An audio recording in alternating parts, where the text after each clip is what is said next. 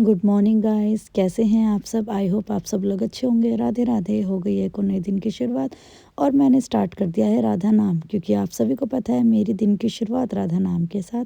तो यहाँ लेके बैठ गई मैं अपनी एक कप चाय और अपना राधा नाम। अब शुरुआत करूँगी मैं अपने राधा नाम के साथ, क्योंकि ठंड बहुत ज़्यादा थी, हीटर के आगे बैठी हुई थी। तो राधा नाम मेरा ख़त्म हो चुका है। मैं आई हूँ किचन में। ये मैं बना रही हूँ लड्डू का दूध, क्योंकि लड्डू महाशय बहुत ही जल्दी उठ गए हैं। इसको सर्दियों में नींद ही नहीं आती है। मेरे उठते ही मेरे पीछे पीछे उठ के बैठ जाता है और मेरे पीछे पीछे नीचे आ जाता है ड्राइंग रूम में। तो ये बन चुका है लड्डू का दूध। अब मैं उसको छान के उसकी बॉटल में लगा के कमरे में देकर आऊँगी। पीछे हो गई है मेरे खाने की तैयारी। खाने में आज बनेंगे घिया के कोफ्ते।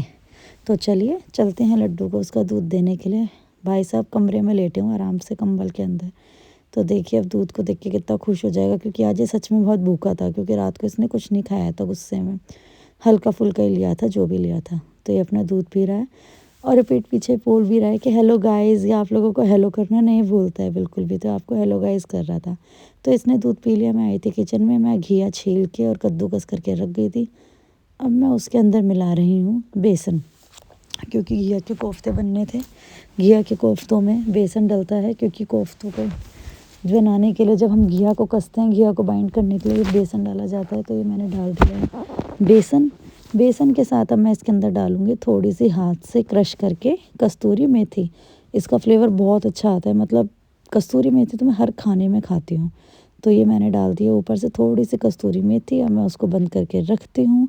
अब मैं इसके अंदर डालूँगी बेसिक से मसाले जो हम रूटीन में ही खाते हैं। नमक, सूखा धनिया, लाल मिर्च, थोड़ा सा गरम मसाला और अमचूर पाउडर। थोड़ी सी मैंने इसके अंदर अजवाइन भी हाथ से क्रश करके डाली है, लेकिन वो मैं शूट नहीं कर पाई। तो ये सब मैंने डाल दी है। डालने के बाद अब मैं अपना साइड में इनको बाइंड करूँगी। सारे अच्छे तरीके से मसाले मिलाऊँगी और गैस पे मैं चढ़ा देती हूँ रिफ़ाइंड। रिफ़ाइंड थोड़ा सा ही डालूँगी मैं इसके अंदर। रिफ़ाइंड के अंदर मैं इन सारे पकौड़ों को फ्राई करूँगी, जितने भी मैं घिया के कोफ्ते बना रही हूँ इनको। तो ये मैं डाल रही हूँ इसके अंदर रिफ़ाइंड। ओह, मैं तो गैस जलाना भूल ही गई। अब मैं जला रही हूँ इसमें गैस, क्योंकि मुझे बाद में याद आया मैंने गैस ही नहीं चलाई थी। तो ये मैंने गैस जला दिया।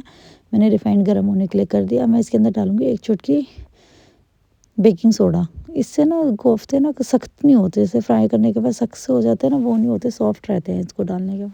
ज़्यादा मत डालिएगा, मतलब एक चुटकी बहुत है, उससे सही बन जाते हैं। तो अब मैं इसको करूँगी अच्छे तरीके से मिक्स, सारे मसालों को, घिए के कोफ्ते को, घिए को और बेसन को, इन सबको मैं अच्छे तरीके से मिक्स करके एक बॉल की शेप दूँगी, दे के बनाऊँगी। तो ये मैं कर रही हूँ सारे मिक्स। काफ़ी है ना पानी छोड़ देता है ना घिया, तो इसलिए मैंने घिया निचोड़ के पहले ही रख दिया था, क्योंकि अगर घिए को निचोड़ के ना रखो तो वो पानी छोड़ जाता है, तो सारे ही पकोड़े हमारे जो हैं वो फट जाते हैं। तो मैंने निचोड़ के रख दिया था। उसके अंदर फिर बेसन मिलाया मैंने, निचोड़ने के बाद मसाले मिलाया, तो ये अच्छे तरीके से बाइंड हो जाएंगे और इनकी शेप अच्छी सी आ जाएगी।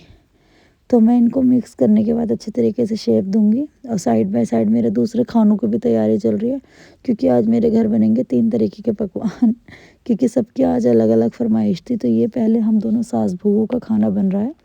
तो ये मैंने बनाना स्टार्ट कर दिए हैं कोफ्ते।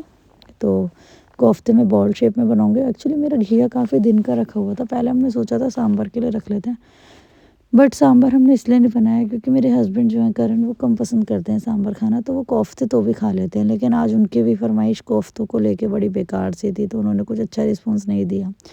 तो ये मैं बना के तैयार कर रही हूँ कोफ्ते। तो ये मैं कोफ्तों की बॉल्स बना लेती हूँ। इतने मेरा रिफाइंड गर्म हो रहा है। तो हम लोग 2 जनों को ही खाना था, तो मैंने ज़्यादा घिया को यूज़ नहीं करा। मैं सिर्फ 5 ही बनाऊँगी, सिर्फ 5 पकौड़े ही बनाऊँगी, जिससे कि हम 2 जनों का काम हो जाए, सास बहू का। तो ये लीजिए मेरी बन के तैयार हैं सारी बॉल्स। अब इन बॉल्स को मैं रख देती हूँ और मैं इनको फ्राई करने के लिए तेल का गर्म होने का वेट करती हूँ। तो मेरा तेल भी गर्म हो ही चुका है। अब मैं इसके अंदर डालूँगी ये बॉल्स। अब ये तो एक ही बार के अंदर सारी बन जाएंगी।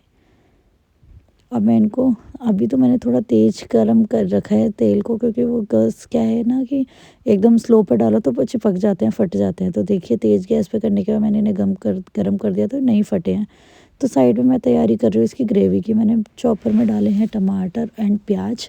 अब मैं इनको अच्छे तरीके से फाइनली चॉप करूँगी और इनकी ग्रेवी की तैयारी करूँगी। आज मैंने मिक्सी में पीस के इसके टमाटर नहीं पीसे हैं क्योंकि जल्दी जल्दी खाना बनाना था, क्योंकि मुझे जाना था आज दोबारा कहीं पे शॉपिंग के लिए। तो ये मैं जल्दी जल्दी तैयारी कर रही हूँ खाने की। तो ये मैंने कर दिए हैं चॉप। अब इनको हिला इसलिए रही हूँ ताकि सब लोग मिक्स होकर आराम से सारे चॉप्ड हो जाएं, कोई मोटा पीस ना आ रहा है। तो ये ले लीजिए, हो गए हैं मेरे सारे चॉप। ये मेरे पकोड़े भी तैयार हैं, घिया के कोफ्ते जो हैं बिल्कुल रेडी हैं। अब मैं इनको निकाल के साइड कर लेती हूँ। तो अब मैं इनको निकाल के करा है साइड।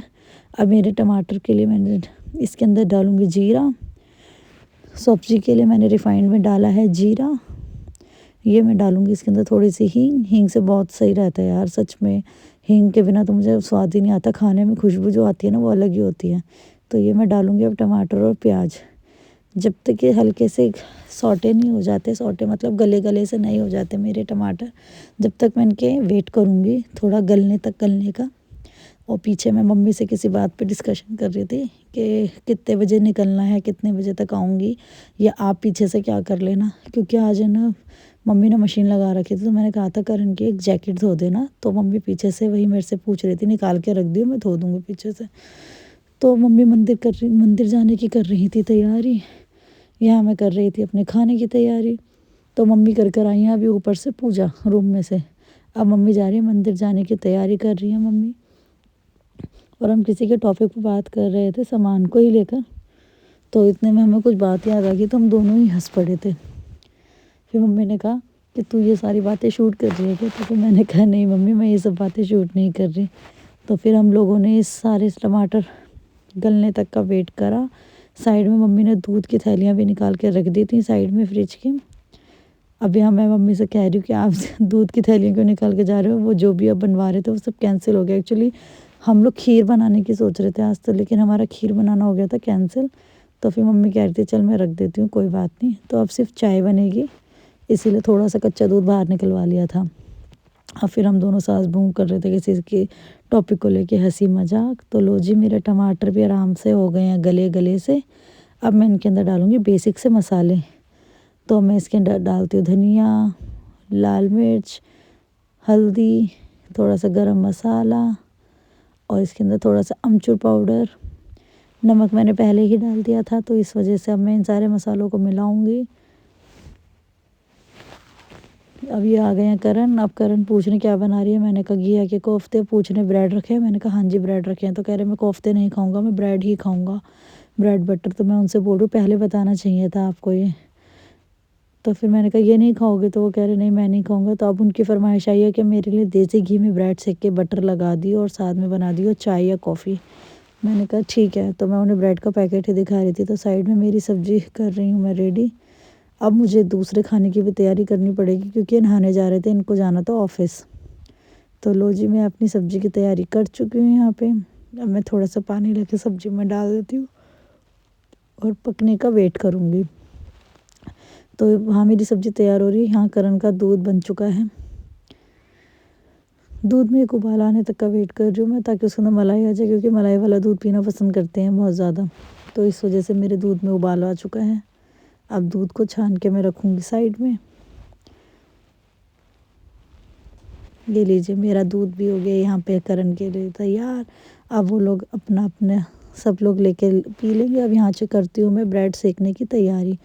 तो अब मैंने देसी घी थोड़ा निकाला है गरम, उसको करूँगी क्योंकि वो बहुत ज़्यादा जम रहा है। तो ये मैं देसी घी को पिघलाती हूँ थोड़ा सा, जिससे कि ब्रेड इजीली सिक जाए।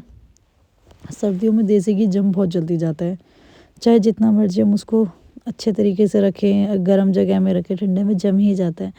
तो मैं देसी घी पिघला रही हूँ। साइड में मेरी सब्ज़ी भी बन रही है, सब्ज़ी को खदका रही हूँ जिससे कि उस पे अंदर कच्चापन न रहे पानी का।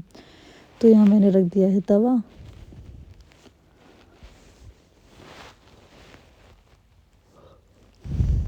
पिघल भी नहीं रहा ये घी, इतनी मुश्किल से पिघला था ये घी। और साइड में इतनी जल्दबाजी हो रही थी हर काम की, क्योंकि मेरा आटा लगना भी रह गया था अभी। तो मेरे हो गया, सब्ज़ी मेरी बन के तैयार हो चुकी है।